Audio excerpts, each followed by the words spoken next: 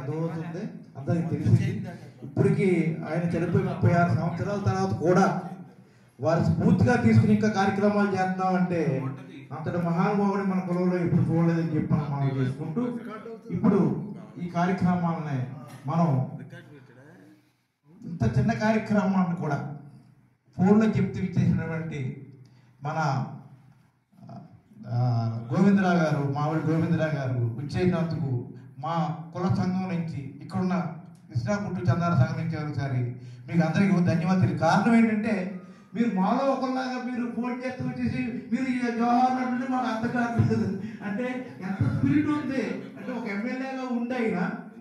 ఒక 5 lakhs 6 lakh మెంబర్స్కి representation ఉండి వాళ్ళ ఉత్సాహం చూస్తుంటే నాకు చాలా ఆనందం ఉందండి. నేను ఫస్ట్ టైం చూస్తాను ఒక ఎమ్మెల్యేకి ఇలాగా జవహర్ అంటాం అంటే కార్యక్రమాల్లో మన కులాల వ్యక్తిని ఒక పెద్దవాడిని దేవుడినో సీఎం అంటే అది వేరు. అది కాకుండా కులస్తుని మనవాడిగా భావించి మనకి ఎంత ఇన్స్పిరేషన్ ఇచ్చి ఈ సంఘాలు నడుపుతున్నందుకు వారు ఇటువంటి వాళ్ళు ఉండటం వల్ల మనం ముందుకు ఇంకా తీసుకెళ్తామని మనం చేస్తూ మనకి గత 40 సంవత్సరాల నుంచి ట్విన్ సిటీసే కాకుండా రాష్ట్రంలో ఎక్కడున్నా ఏ వరకు ఏ కార్యక్రమం వచ్చినా కాపులు అన్న వారికి అలాగే 5 ఎకరాల సాధించడంలో 90% ముందు నడిపించినటువంటి అలాగే బెస్ట్ జోన్